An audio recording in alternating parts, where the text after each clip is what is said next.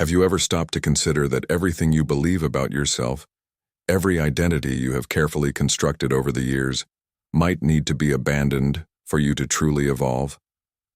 I'm not talking about abandonment in the sense of destruction or failure, but rather that conscious and terrifying detachment that precedes all genuine transformation. That moment when you realize what worked yesterday simply doesn't work today, and that holding on to old structures is actually what keeps you trapped in the same place. Abraham Maslow, in his revolutionary research on human development and self-actualization, discovered something that most people spend their entire lives trying not to recognize. Every step toward a higher level of consciousness requires a small and repeated death of what you were before. It's not a linear and comfortable progression, where you simply add new accomplishments to your existing collection. It is, in fact, a transformation process where gains require inevitable losses. The feeling of being empty, even when you have security, stability, and even significant relationships, is not a sign of personal failure. It is, in truth, a call from your being to evolve, to ascend to a level of need that your soul recognizes as your next destination. Maslow studied deeply how people face this transition, how some manage to push through it, and how others become trapped in a comfort zone that gradually transforms into an invisible prison. The most transformative discovery of Maslow was not merely about what we want to gain as we grow. It was about what we need to be willing to lose. It was about understanding that the fear of leaving something behind is often more powerful than the desire to reach something new. And this is why most people never truly flourish beyond the level of security and material comfort. Let's imagine someone Maslow studied intensely, a middle-aged executive who had achieved everything that society promised would make him happy. He had absolutely solid financial stability, a respectable position in a large corporation, a beautiful home in an exclusive neighborhood, and even relationships he considered satisfactory on the surface. But something was missing, a void that woke him up at 3 a.m, a restlessness that no salary increase seemed to fill. When Maslow interviewed this man, he discovered something revealing. He was trapped in a profound emotional dilemma. To evolve to the level of genuine esteem, of self-actualization, and finally of transcendence, he would need to abandon all the identity he had built as a successful professional. He would need to be willing to renounce external validation, that constant recognition he received at work, and face the terrifying possibility of discovering who he really was when he removed the corporate mask. This meant losing the sense of being right, being in control, being in a recognizable position of power. It meant dying symbolically to who he was, and that death terrified him. Maslow realized that this man, like so many others he studied, was facing a choice that most people never managed to make consciously: continue existing at a level where he felt safe and recognized, or die to that level and be reborn at a completely different level of consciousness. The first level of Maslow's hierarchy represents basic physiological needs for survival. To evolve from this level to the security level, you must be willing to lose something fundamental: immediate reactivity, uncontrolled impulse. You must abandon the idea that satisfying every desire the moment it arises is freedom, and recognize that true freedom begins when you can defer satisfaction, when you can plan, when you can say no to your body for a greater good.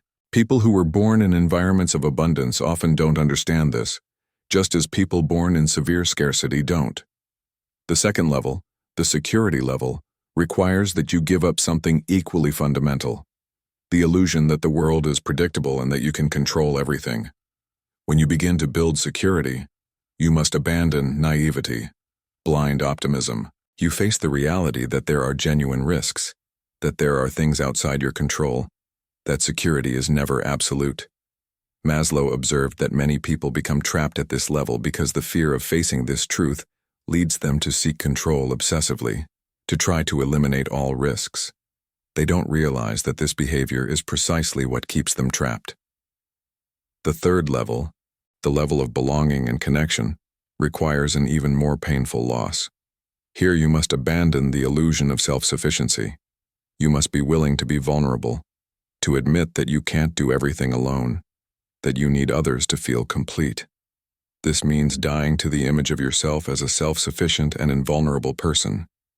Many people resist this fiercely because they learned, At some point in their lives, that dependence is weakness. Maslow found people who had accumulated significant wealth, absolute material security, but who were completely alone and empty because they had never allowed the vulnerability necessary for genuine connection. They preferred to be isolated and safe rather than connected and at risk.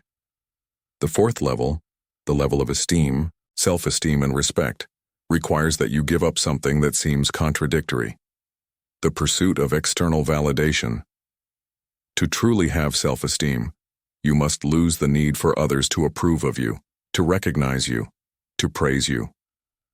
This is where Maslow's research becomes particularly striking because he found that many high-achieving individuals were actually deeply insecure. They had built impressive external structures of success, but these were all elaborate compensation mechanisms for a fundamental lack of inner worth.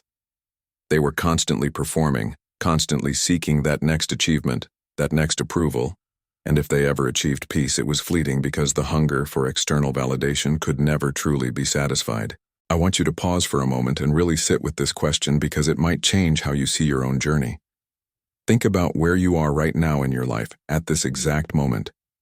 What level of Maslow's hierarchy do you honestly believe you're operating from? Are you still fighting for physical survival or security? Have you perhaps built the security but found yourself feeling desperately alone? Or have you achieved belonging with others but discovered that something inside you is still screaming for something more, something you can't quite name? Maybe you've even achieved success and recognition in your field. You've built a respectable identity. You have colleagues who respect you. But when you're alone with yourself, when all the noise fades away, there's this persistent emptiness that whispers that none of it matters. If that resonates with you, if you recognize yourself in any of these descriptions, if you've ever felt that haunting sense of incompleteness even when externally everything looks perfect, then leave a comment below. I want to know your story. Tell me simply, I thought I had everything but something was still missing. Your experience might be exactly what someone needs to read today to feel less alone, to understand that they're not broken, that this feeling they have is not a flaw but actually a sign that their consciousness is expanding, that their soul is calling them to evolve. You have more power to heal others than you realize, and in sharing your truth, you become a beacon for someone else who is lost in this same dark forest of confusion and emptiness. When Maslow studied people who had successfully navigated through these levels, who had reached what he called the self-actualized state, he found a striking pattern. These individuals had something in common that had nothing to do with wealth, intelligence, or external circumstances. What they shared was this: they had all gone through deliberate losses. They had all been willing to shed layers of their identity like a snake shedding its skin. One woman Maslow studied extensively was Eleanor Roosevelt. She came from privilege and social standing, but she eventually realized that the identity she had inherited, the role she was supposed to play as a certain type of woman in a certain type of society, was not authentically hers. She had to die to that imposed identity. She had to disappoint her family's expectations. She had to weather social criticism.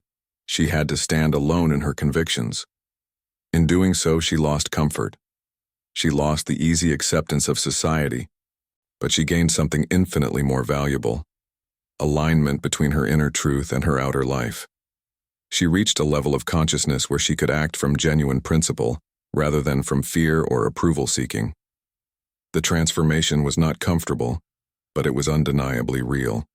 Another case Maslow examined was Viktor Frankl, the psychiatrist who survived the Holocaust. What's remarkable about Frankl's journey is that he lost everything externally: his freedom, his family, his possessions, his dignity, as it was brutally attacked. Yet in that complete external devastation, he discovered something profound about human consciousness. He realized that the one thing that could never be taken from him was his ability to choose his response, to find meaning even in meaningless suffering. He moved beyond needing security, beyond needing comfort, beyond even needing to be treated with respect by others, and he accessed something Maslow called self-transcendence. He lost his attachment to physical comfort and found liberation. This is what Maslow meant when he talked about self-actualized individuals. They are people who have willingly given up the smaller consolations of life in order to reach for something immeasurably greater. The fifth level in Maslow's hierarchy, self-actualization, requires yet another profound loss. The loss of your false self, your social masks, your performances. To become who you are capable of becoming, you must stop being who you think you're supposed to be. This sounds simple in theory, but it's extraordinarily difficult in practice because we've spent years, sometimes decades, constructing these false selves. We've built our careers on them. Our relationships are structured around them. Our entire identity is wrapped up in them. To abandon them means facing the possibility that people might not like who we really are underneath. It means risking rejection from those closest to us. Maslow found that people at this level had all confronted this terror and chosen authenticity over approval. They had chosen to potentially lose relationships, status, and comfort in exchange for internal alignment. And remarkably, what he discovered was that this loss paradoxically led to deeper, more genuine connections because authentic people attract authentic people. But there's a sixth level that Maslow identified later in his career, one that many people don't fully understand. Beyond self-actualization, there is what he called self-transcendence. This is the level where you stop asking, "Who am I?" and start asking, "What is my purpose beyond myself?" At this level, you must lose something else entirely, your attachment to your own story. You must release the narrative you've built about who you are and what your life means, and you must open yourself to being a vessel for something greater than yourself. This could be service to others, contribution to humanity, spiritual connection, artistic expression that comes through you rather than from you. People operating at this level report a strange kind of freedom because they've finally stopped trying to be somebody specific. They've released the burden of constantly protecting their identity. Now here's what's crucial to understand about this entire process. Maslow wasn't describing a smooth one-way journey upward. He was describing a spiral. He observed that people often progress through these levels, but then they regress. When a person operating at the level of self-actualization suddenly faces a crisis like the loss of their job, they may regress all the way back to the security level.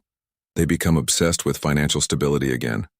Or when someone is at the belonging level and experiences rejection or loneliness, they may regress to focusing primarily on physical security and comfort. Maslow called this regression situational, and it's important to understand this because it means that where you are in the hierarchy right now is not fixed. You can progress and regress throughout your life depending on your circumstances and your choices. What Maslow also discovered through his research is that there is a cost to refusing these losses. When people resist the death that evolution requires, they don't simply remain at their current level. They develop what he called maladaptive behaviors. Someone refusing to let go of external validation might become obsessed with achievement, constantly pushing themselves into burnout, chasing the next accomplishment that they think will finally make them feel worthy. Someone refusing to be vulnerable and connect genuinely with others might develop a hard shell of cynicism or engage in substance abuse to numb the loneliness.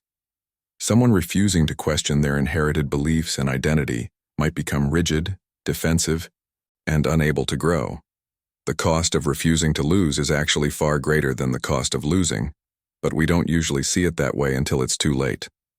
The most self-actualized people Maslow studied all shared another characteristic beyond their willingness to lose. They had all developed what he called comfort with uncertainty. They were able to sit with not knowing, with ambiguity, with the space between what they were and what they were becoming. This is radically different from how most people function. Most people are driven by the desire to reach a stable state, to finally arrive somewhere where they can rest. But Maslow found that self-actualized individuals had accepted that growth is constant, that there is no final destination, that the journey itself is the point. They had lost the need to arrive, and in losing that, they had found genuine peace because they were no longer measuring themselves against an imaginary finish line that kept moving further away. Think about what you're still holding on to. What identity are you protecting that might be limiting your evolution? What external validation are you still seeking that keeps you performing instead of being? What role are you playing that isn't authentically you? What fears are preventing you from the vulnerability that genuine connection requires? Maslow's research shows us that there is no way around this. Every step toward greater consciousness involves loss. But here's the profound revelation. What you lose at each level is always replaced by something greater. When you lose the reactivity of satisfying every immediate impulse, you gain the power of intention. When you lose the illusion of control and security, you gain resilience and adaptability. When you lose self-sufficiency and become vulnerable, you gain genuine connection and love. When you lose the need for external validation, you gain authentic self-esteem. When you lose your false self, you gain freedom. When you lose your attachment to your own story, you gain transcendence and purpose beyond yourself. This is the truth that Maslow spent his life documenting, and it's a truth that can transform how you see your own challenges and struggles. If you're feeling that void, that restlessness, that sense that something is missing despite having achieved many external markers of success, that is not a problem to be solved. That is an invitation. Your consciousness is calling you to evolve, to lose something that no longer serves you, to die to an old version of yourself so that you can be born into a new one. The discomfort you feel is not a sign that you're failing. It's a sign that you're ready.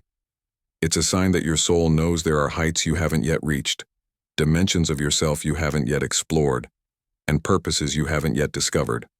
The journey toward higher consciousness is not for the faint of heart. It requires courage because it requires loss. But Maslow's research definitively shows that on the other side of that loss is a life of immeasurably greater depth, meaning, and authenticity. The people he studied who had traveled this path, who had been willing to shed their skins and evolve, were without exception living lives that mattered more to them. They were more present, more peaceful despite their challenges, more capable of genuine love, more aligned with their purpose. They had found what the vast majority of people spend their entire lives searching for, a life that feels true, that feels significant, that feels like it matters. I know this has been a deep exploration, and I want you to carry this forward into your life. Pay attention to the places where you feel that void, that calling. Don't try to ignore it or fill it with more of what you already have. That's the reflex most people have, and it's the thing that keeps them trapped. Instead, ask yourself what you might need to release.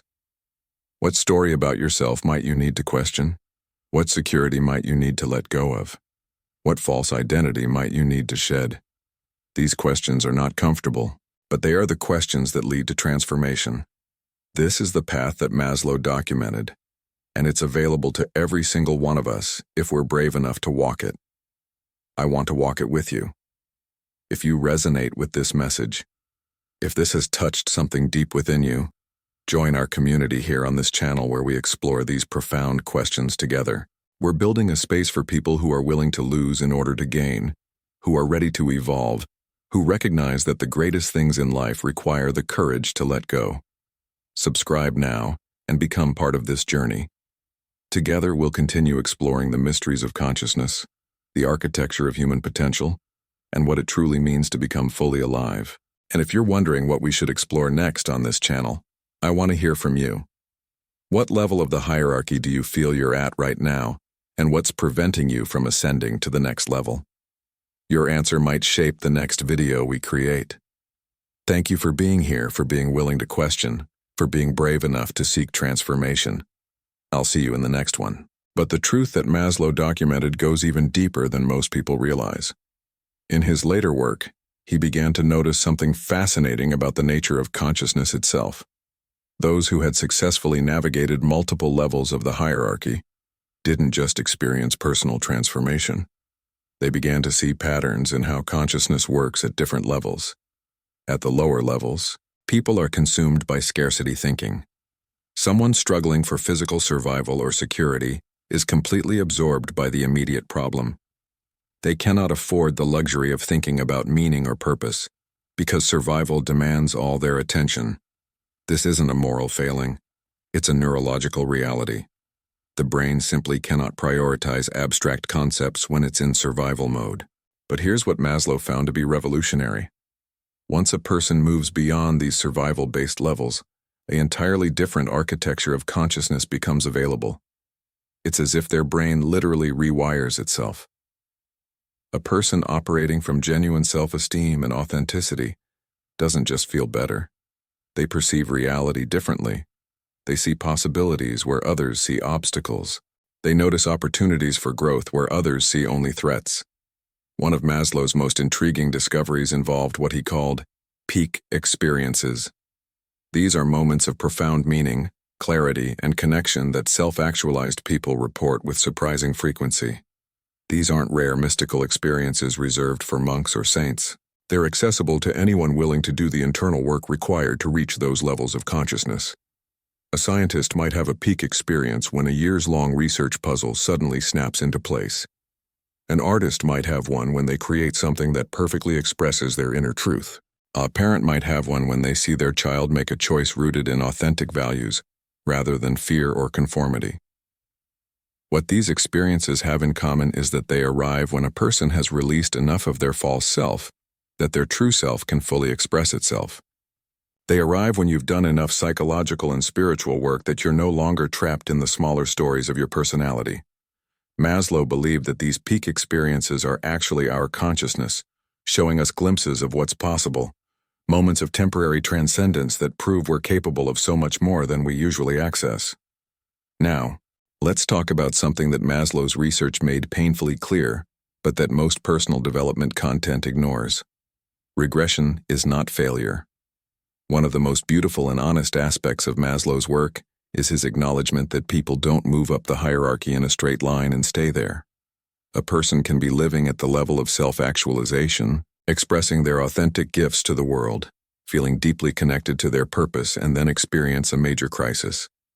A health scare, a financial collapse, a relationship ending, a public failure. And suddenly, their entire consciousness collapses back down to survival mode. All their talk about meaning and purpose evaporates because their brain is now flooded with cortisol and fear. They're obsessed with money again. They're anxious about stability. They question whether their creative pursuits were naive fantasies. This isn't psychological regression in a pathological sense. It's a logical recalibration of the hierarchy in response to actual threat. What matters is how quickly they can process the crisis and climb back up. Some people get stuck in the regression. They use the crisis as an excuse to abandon their growth, to return to the comfort of familiar limitations, to tell themselves that their higher aspirations were foolish anyway. Others move through the crisis, address the real survival needs, and then deliberately reclimb the hierarchy toward self-actualization. The difference between these two types of people is often simply awareness. Understanding that regression is normal and not fatal to their evolution allows them to move through it without shame or despair. Think about this in the context of your own life right now. Have you experienced regression? Has something knocked you back down the hierarchy? Maybe you've been laid off and suddenly all your thoughts about meaningful work and creative expression disappeared in the face of raw survival anxiety. Maybe you've experienced a betrayal that made you question whether vulnerability and connection are even worth the risk. Maybe a health crisis made all your spiritual pursuits feel irrelevant compared to basic physical security. If so, you're not broken. You're human. And understanding this about yourself is actually liberation because it means you can stop judging yourself for the regression and start consciously moving back up again. The people who successfully navigate their lives are not those who never fall back down. They're those who understand the pattern deeply enough that they can respond to regression with compassion rather than despair, and with intentionality rather than resignation. Maslow also studied something he called the self-actualizing tendency, which is essentially the built-in drive within every human being to grow toward their full potential. It's as if your consciousness has an inherent direction, like a plant growing toward light. Even if you spend years ignoring this drive, suppressing it, telling yourself it's foolish or impractical, it doesn't go away.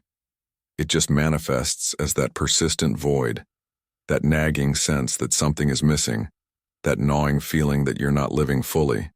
This tendency is democratic. It's not reserved for the gifted or the privileged. Maslow found it in people from every background, every culture, every level of formal education. There was the janitor who became a brilliant philosopher in his spare time. There was the factory worker who raised himself to become an entrepreneur and philanthropist. There was the woman who never finished formal education, but became a profound teacher of human nature through her wisdom and lived experience. The self-actualizing tendency doesn't care about your starting point. It only cares that you're willing to listen to it and follow where it leads. But listening to this tendency requires something that most modern culture actively works against: solitude and reflection. Maslow observed that self-actualized people all carved out time to be alone with themselves, to think deeply, to question their assumptions, to evaluate whether they were truly living according to their values or simply following the scripts handed to them by society. In a world of constant connection, endless notifications, perpetual entertainment, and infinite distraction, this kind of deep reflection has become radical.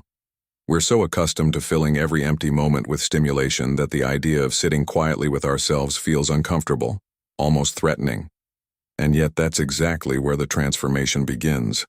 In the quiet. In the space where you finally have to face the question you've been avoiding. Am I living the life I actually want? Or am I living the life I thought I was supposed to want? Maslow also documented something about authentic achievement that contradicts much of what we're taught about success.